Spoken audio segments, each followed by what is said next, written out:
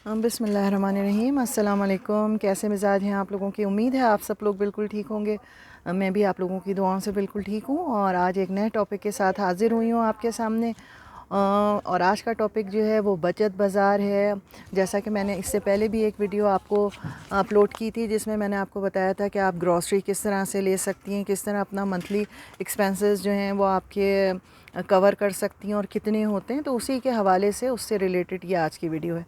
तो वीडियो शुरू करने से पहले मैं थोड़े से आज मैंने ये सोचा कि क्यों ना मैं आप लोगों को टर्किश इंग्लिश टू टर्किश थोड़े से वर्ड्स जो हैं वो इंट्रोड्यूस करवा दूं कि जो कि आपको ज़रूरत पड़ेगी जब आप बाज़ार जाएंगे। और ये जानना आपके लिए बहुत ज़रूरी होता ये है कि हम लोग हर चीज़ को सीरियस नहीं लेते हैं और उसको हंसी मजाक में टालते रहते हैं, और जब ज़रूरत होती है और उस वक्त हम उसको हमारे पास वो मालूमात नहीं होती तो फिर हमें परेशानी होती है। तो मैंने कहा चलें आप लोगों की ज़हमतों को ज़रा थोड़ा सा तमाम करती हूँ और ख़ुद ही से 4-5 अल्फ़ाज हर वीडियो में पहले उससे रिलेटेड आपको अल्फ़ाज देती रहूँगी। तो थोड़े 4-4 5-5 करके अल्फ़ाज अगर आप लोगों ने याद कर लिए तो आप लोगों के लिए ये बहुत बेहतर हो जाएगा और आप जो हैं वो परेशानी से बच जाएंगे।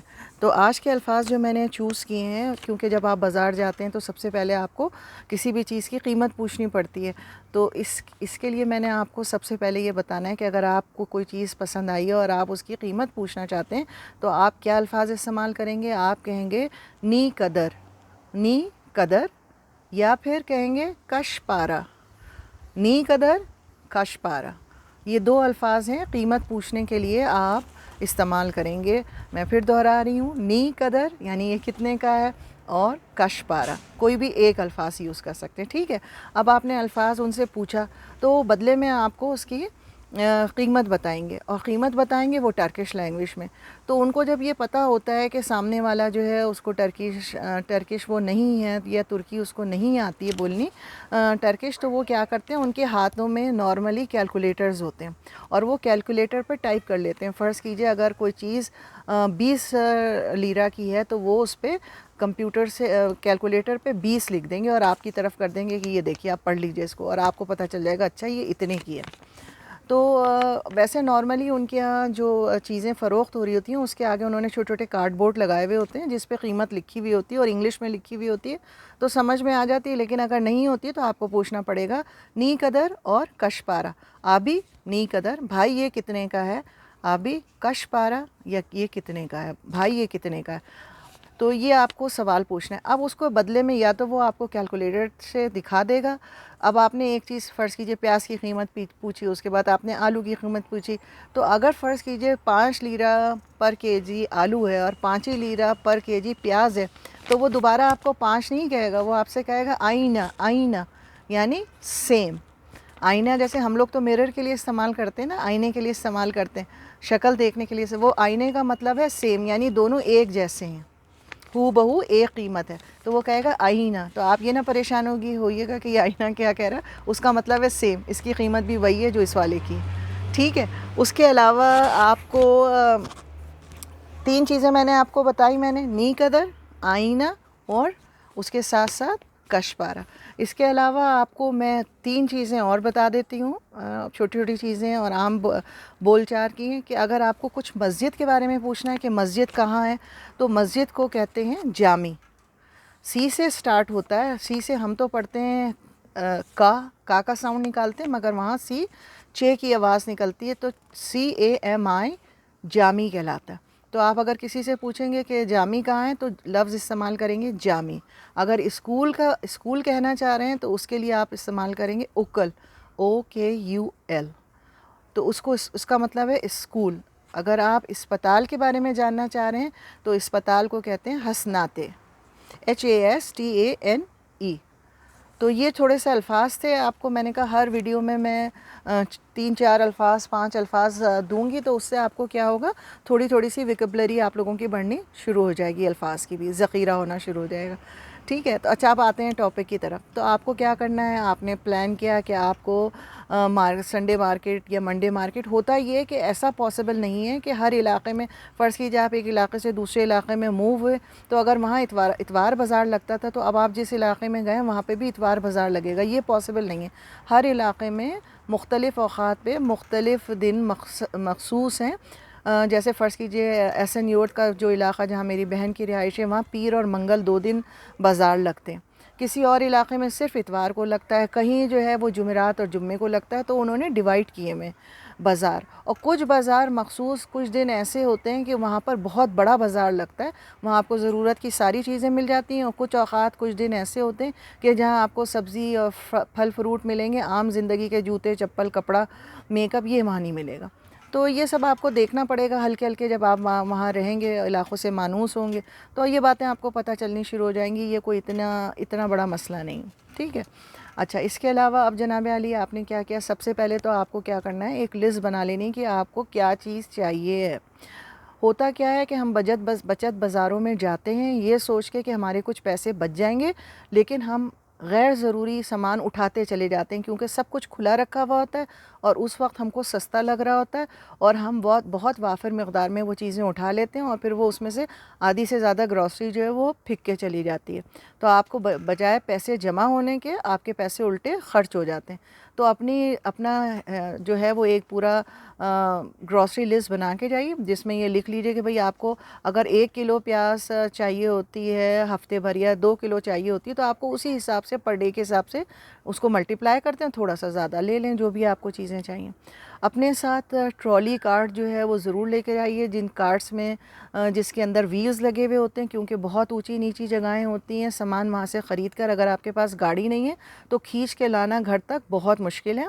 और अगर आप उस ग्रॉसरी स्टोर पे जाके और टैक्सी करेंगे और टैक्सी से वापस आएंगे तो 30-40 लीरा अगर आप टैक्सी वाले को दे देंगे तो आपकी वहाँ की ग्रॉसरी करने का मकसद ख़त्म हो जाएगा, तो कोई फ़ायदा नहीं है।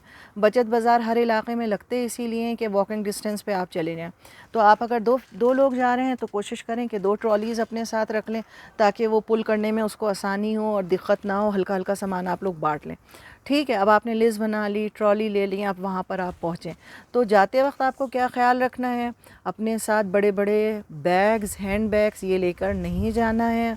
टंगी हुई चीज़ें, शोल्डर बैग्स जो हैं बड़े बड़े वो लेके नहीं जाना है। बच्चों की कार्ट, अगर कोई आपके बच्चे हैं और उनका आपने वॉकर है, पुशर है, या आप कोई और चीज़ जिसमें बच्चों को बिठाया हुआ है, उसके अंदर अपने पर्स बैग्स नहीं रखने। क्योंकि देखिए ये बात नहीं है कि तुर्की में कोई चोर उचक्के हर तरफ हैं और बड़ी चोरियां, ऐसी बात नहीं है। हर जगह जहाँ पर अपॉर्चुनिटी होती है, मौका मिलता है, वहाँ पर हादसा भी होते हैं। तो आप जब खुले में आप अपने कैमरे लेके जा रहे हैं, पर्स लेके जा रहे हैं, कीमती सामान, बच्चों ने आईपैड पकड़े हुए हैं, आपके हाथ में फ़ोन है, आपने शॉपिंग करते करते कहीं किनारे रख दिया, तो चलते फिरते अगर किसी को मिल गया या कहीं गिर गया तो उसको वापस लेना आपके लिए बहुत मुश्किल है। और ये तो श्योर है कि जो रश के इलाके होते हैं वहाँ हादसात और कहते हैं शरपसंद लोग जो कि चोरी करते हैं और आपको परेशान करते हैं, तो वो तो आपको मिलेंगे ज़रूर। तो आपको सेफ़ रहना है। बहुत छोटा पर्स बैग, जो हैंड बैग हो, कोशिश करें वो आपके फ्रंट की तरफ हो। अगर मर्द हजरात हैं तो पॉकेट में कोई ज़्यादा रकम ना रख के जाएँ।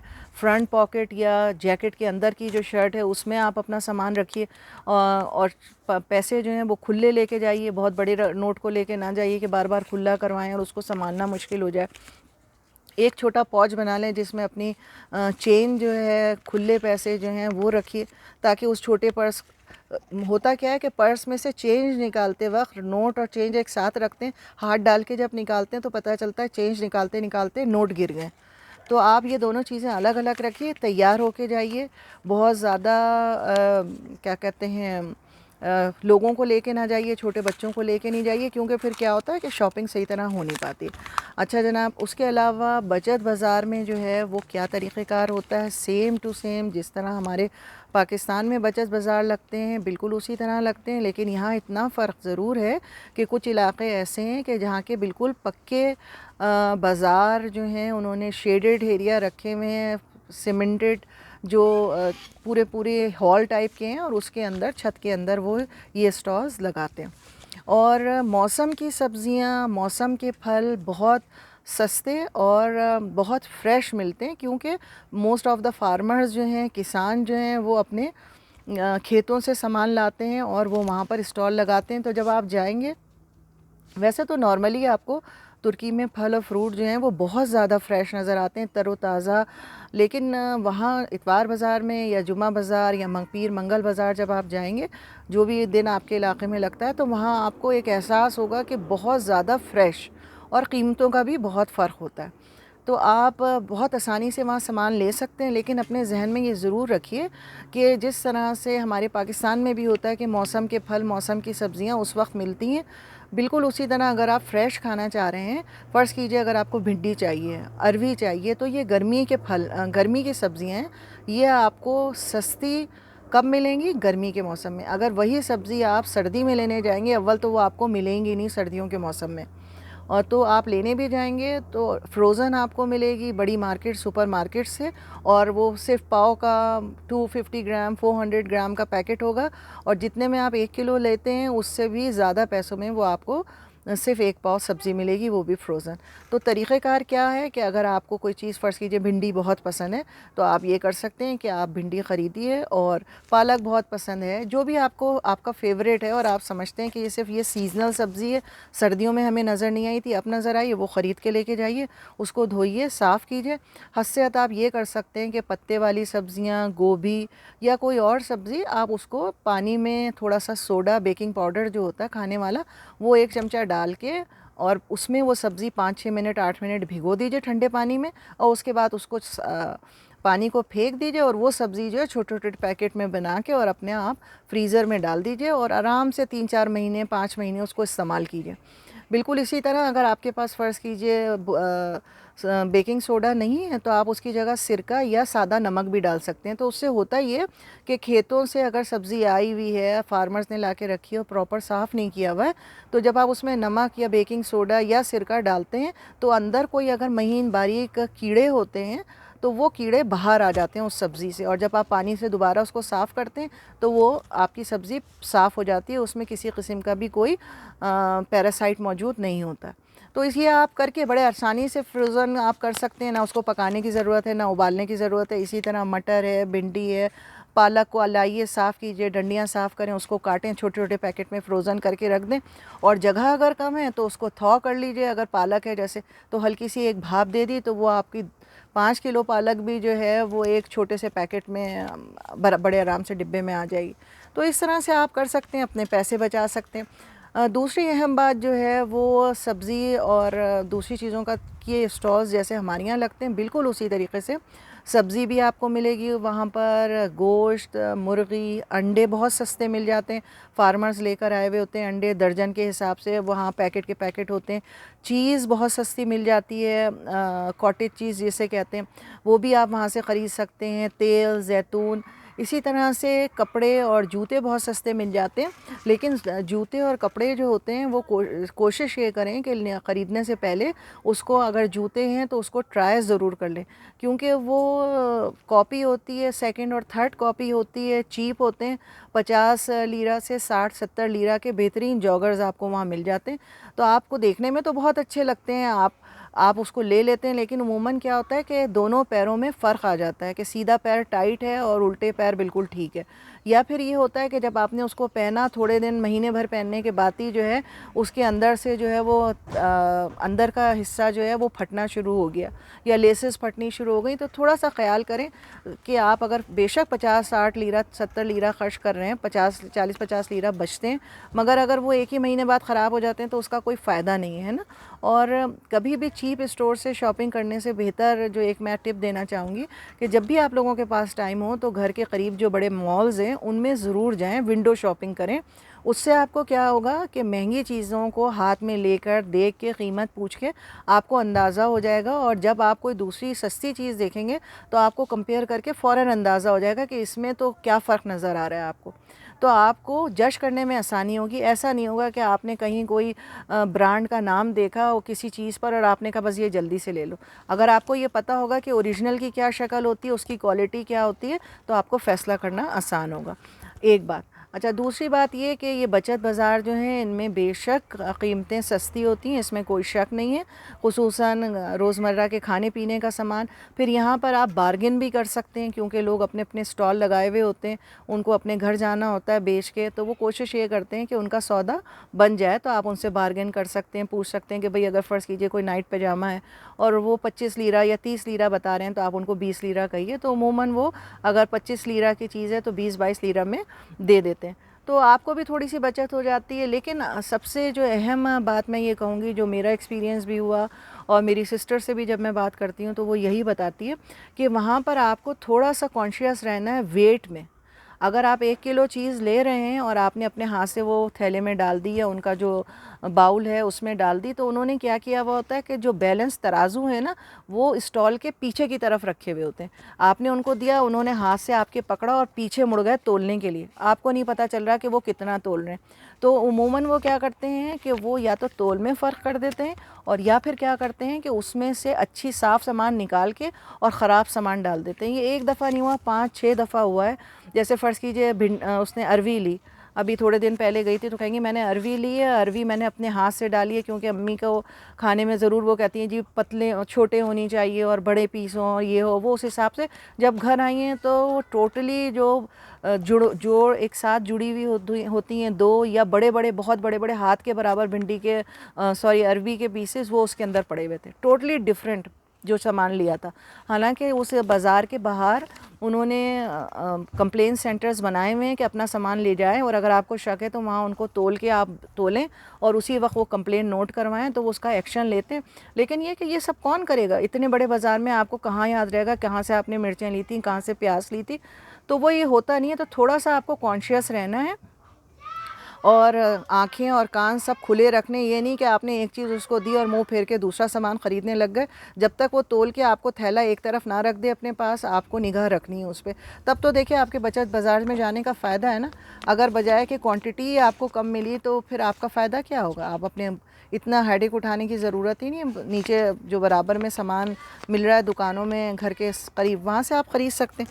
ठीक है, तो ये 2-3 चीज़ें 4 चीज़ें जो हैं वो मैंने आपको बता दी है। और जनाब अली सामान जिस तरह से है तो सामान भी वहाँ पर यूज्ड और न्यू दोनों मिलते हैं। फ़र्ज़ कीजिए कपड़े जो हैं उसके किनारे किनारे जैसे हमारे यहाँ लुंडा बाज़ार वग़ैरह होते हैं और फ्ली मार्केट्स हैं, इसी तरह से वहाँ पे पुराना सामान भी मिलता है। पुराने कपड़े, पुराने पर्दे, बच्चों के कपड़े, और वो सेम टू सेम जो है वो एक पूरा कॉर्नर है जहाँ पर आपको ये सारी चीज़ें पुरानी मिल जाएगी। क़ालीन बाज़ औक़ात वहाँ बहुत अच्छे मिलते हैं, बहुत सस्ते भी मिल जाते हैं, बार्गेन भी कर सकती हैं।